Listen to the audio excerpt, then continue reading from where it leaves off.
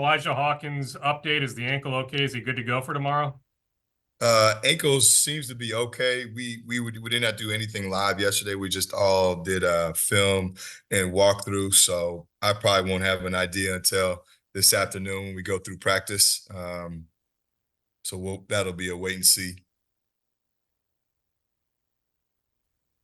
Ben, when you look at the way you guys pulled out the Northwestern win, obviously down to the wire with overtime, but at the same time, the way that those guys played, how do you carry over that to another huge home game versus Michigan State?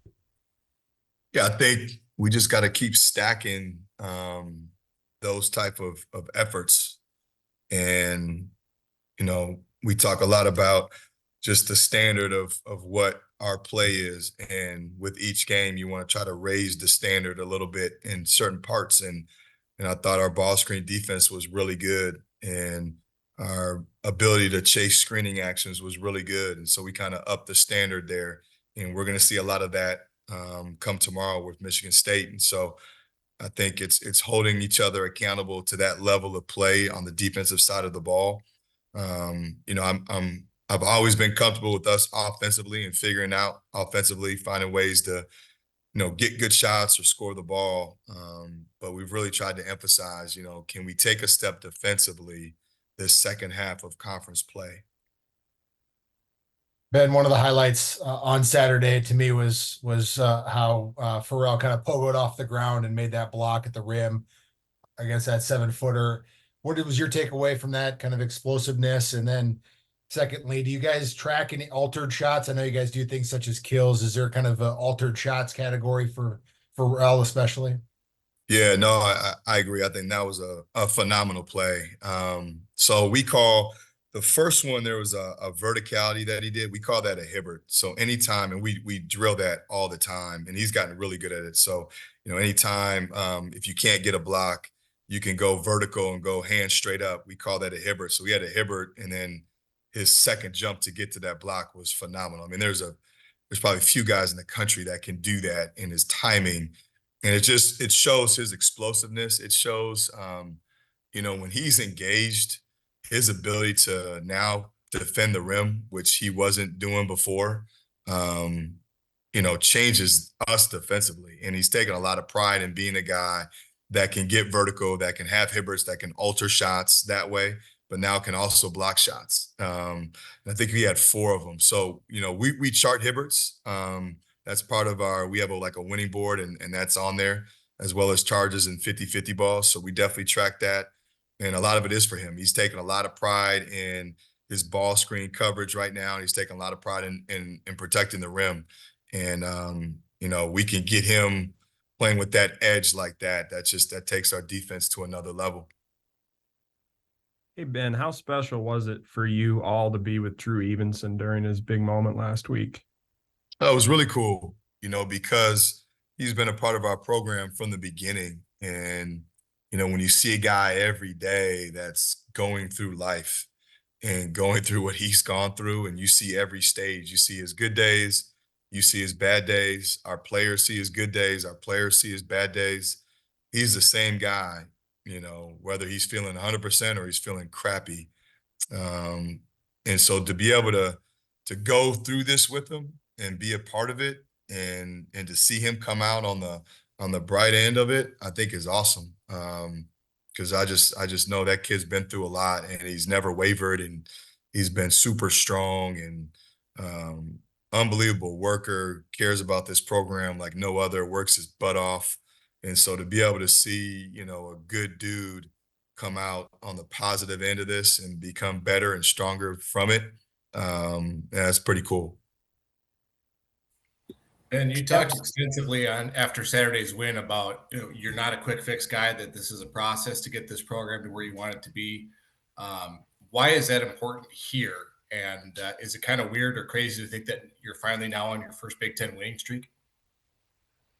No, I think here it's as important because we're just, in my opinion, never been built like that. I think some programs are, and whether that's they can attract certain kids in recruiting, the league maybe allows that to happen. Maybe they're a hotbed for certain transfers that fit a style.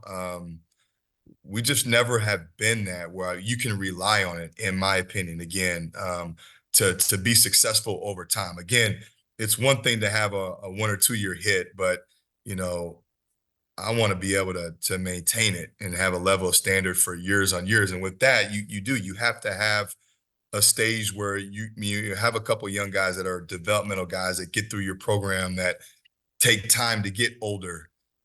You do have to be able to retain players. You got to be able to get lucky in a portal or get the right portal guys and be able to have those guys for a couple years. I just think it's so hard to constantly have a revolving door and be able to hit on each transfer in that revolving door. And so again, we've been intentional in trying to get transfers for multi-years. We've been intentional in year 2 of getting younger and having guys that we think are developmental guys. And I think you're seeing that in Braden and Josh and Pharrell, that, they're only sophomores. I mean, to think that these guys, if they stick around, have 2 more years to play, I mean, I'm excited about how good they'll be in years ahead. And so that's just kind of what we've had. And you got to have patience with it. You got to have conviction with it, because I get it, with the portal, everybody thinks everybody should be able to quick fix it. Then there's reality of you got to, if you're doing it, you better hit it. And it's got to be consistent every year, because if you don't, then all of a sudden you could take 2 steps back. And we want to get to a point where once we've hit a good stretch, now you're building on that. And I just think the way you build on it was with continuing to recruit high school and have kids that hopefully will be in your program multiple years. And then you add pieces here or there. You're not trying to add 4 or 5 every year from the portal and try to hit on those 4 or 5. I just think that's really hard, especially here at Minnesota. And do you sense there's more a buzz right now this February? I mean, way more so compared to the 2 previous Februaries you've been here, that people are like legitimately excited right now about Gopher basketball? Yeah, I am. Whether that's me around town, I hear it. I see whether it's at, Target or at the gas station. I mean, it's been kind of cool to see that people are, genuinely excited about the direction of the program. I think it's a credit to staff and our players that they've been able to turn the corner and have been, 2 feet in and are playing good basketball. And, I've always told them if you play good basketball here, I do think people are going to appreciate it and they're going to come out and support it. So it's our job to do that. And now that we have, now you hopefully can combine the best of both, right? You can combine a good team with a good fan base. And now hopefully that next step, I think, in our program is to continue that on both sides, right? To continue the fanfare, to continue the good play, to make, Williams Arena a true home court, and now see what we can do. And we were in position now to hopefully end the season playing good basketball, playing with some momentum, playing for something, whatever that is. But you got to take it day by day. And our guys have been really good at, being process driven and taking it day by day. And we have, the exciting thing for me is I still don't think we played our best. And I still know that we have better basketball ahead of us. We got cleaner basketball ahead of us. We got to be more demanding. We got to be more on it. I got to have more urgency. Got to play with more edge. But you can only do that when guys have experienced winning, and we have. So now it's time from our staff standpoint to continue to push the needle with these guys and not put a ceiling on them. Cam seems to be really finding his groove. What have you liked from what you've seen from him, especially over the last couple games? I think the best part is, defensively and rebounding, he's really brought and gotten accustomed to the physicality of play. And I think that's always the biggest worry with freshmen is, are they going to understand the rigors of playing against 22, 23, sometimes 24-year-old men?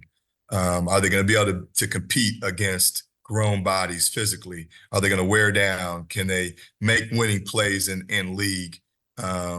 And he's been able to do that. And I think he's taken a ton of pride in not being a weak link defensively, not being somebody that the other team can just pick on as being the freshman. And I think his rebounding has taken a huge jump. And when your guards can rebound and he can start the break, it allows us to play faster, which is, you guys know what we're trying to do. But I just think defensively, I mean, to hold Northwestern in overtime to 66 points, you know, a team that scored in the 90s against Purdue and has multiple guys that can shoot from three at I think around over 40%, just shows the strides that he's making and our team's making to have that kind of defensive edge and have that growth that we need. One or two more. Coach, do you guys have any type of diet or nutrition plans for your players or position groups? Yeah, we do. We have a nutritionist that helps with that. You know, I've been trying to be diligent as possible from the summer, the minute they get here, with making sure guys have a plan, because it's so important. Not only with just building their body to a point where they're able to be, you know, Big Ten strength and size, but to be able to maintain that as the output grows with just their work in the weight room and in on the court and during games during the season. The last thing you want is for guys to taper off or lose weight or lose strength. And so that's been a huge piece, you know, that along with making sure you get your sleep and understanding that, but being able to maintain your strength in the weight room, being able to maintain your nutrition.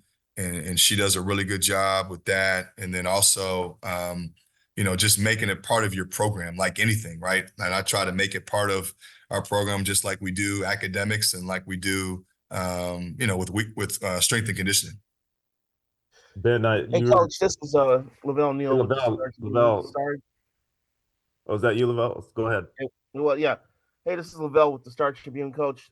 Sorry, I'm jumping in late here, but I've been under the weather this morning. But I was hoping that you can kind of describe what's it been like to see how much progress you guys have made this year. I'm sorry, what was that part? I was hoping you could describe what it's been like to see how much progress you guys have made this year. No, it's been fun. You know, I think we have. You know, you talk about it as a coach that you want your teams throughout the year to get better and be playing their best basketball in February and March.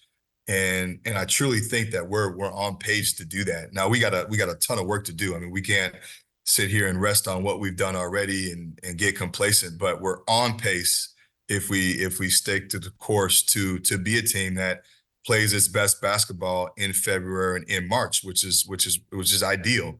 You know, and I think it's a tribute to, again, our guys buying in and believing and finding ways to be successful so they have the confidence, but being process driven. And that's the cool part, when you can see a team that hasn't won and individuals who, besides Parker and Elijah, haven't really won one as far as just being upper half Big Ten or being really competitive or being postseason NCAA tournament, you know, find ways and understand what it takes to win.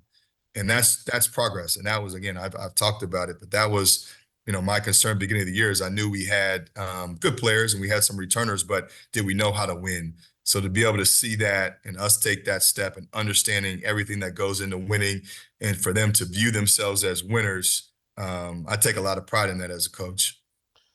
Marcus, you have one left? Yeah, I was going to ask a question for Lavelle, but I'll come up with another one. Coach, you seem like you're intentional in not talking about the NCAA tournament necessarily, like mentioning that quite a bit. I know that Dawson was kind of that way as well. Is that, like I said, intentional, that you don't want to focus on that far down the road, whatever that could mean if you guys are in position for something? Yeah, we never talk about it. I just think everybody know that's the obvious, right? I mean, every team, that's their goal.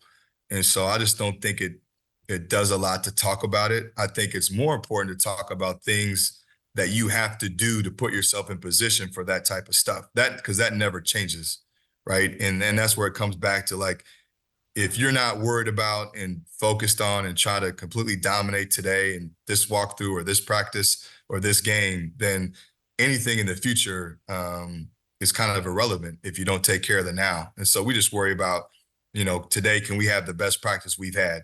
And then tomorrow, can we have the best walkthrough that we can have? And then tomorrow, can we play the most complete game, best game we can have? And I think if you consume yourself with that and you don't get distracted by stuff that is in the future that you can't really control, I just feel like, A, it takes pressure off guys, but it also it allows you to work on and focus on the right stuff, which is just, we got to get better today. And if you do that, I think at the end of the day, it kind of takes care of itself. And, hopefully you'll put yourself in position for whatever that might be down the road. But we got to be consumed with just what we got, and that's the task at hand. All right, thank